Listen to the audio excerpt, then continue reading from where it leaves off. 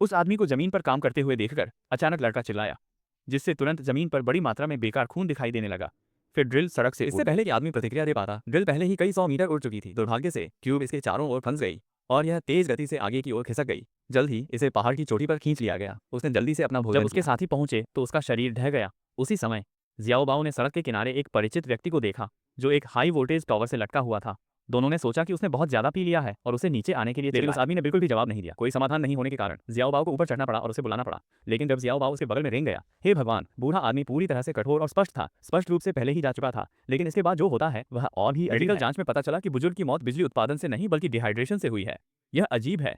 कौन 3 से 4 दिनों तक हाई वोल्टेज टॉवर पर रहेगा, मर जाने पर भी नीचे आने से इनकार करेगा? इसलिए वह आनंद फानन में पुलिस के पास चला लेकिन गया। उसी समय सड़क एक विशाल चट्टान से अवरुद्ध हो गई थी।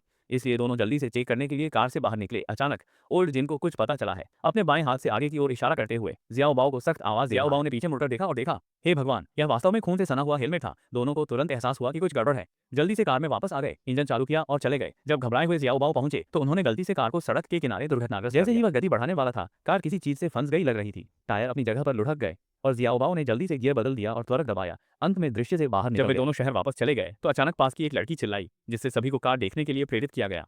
यह पता चला कि एक अजीब प्राणी कार के चेसिस से लटका हुआ था। उसका मुंह कार को कसकर काट रहा था। उनमें से एक फावड़ा पकड़े हुए था और राक्षस को बाहर सभी ने निकाला। इस अजीब प्राणी को उत्सुकता से देखा। जियाओबाओ को स्थिति की गंभीरता का एहसास हुआ और उसने इसकी रिपोर्ट करने के लिए जल्दी से फोन किया, केवल यह पता लगाने के लिए कि फोन वास्तव में टूट गया था। एकमात्र निकास मार्ग भी बलपूर्वक अवरुद्ध कर दिया गया था। कोई अन्य विकल्प नहीं होने के कारण वे केवल पुलिस को बुलाने के लिए अपने घोड़ों की सवारी कर सकते थे।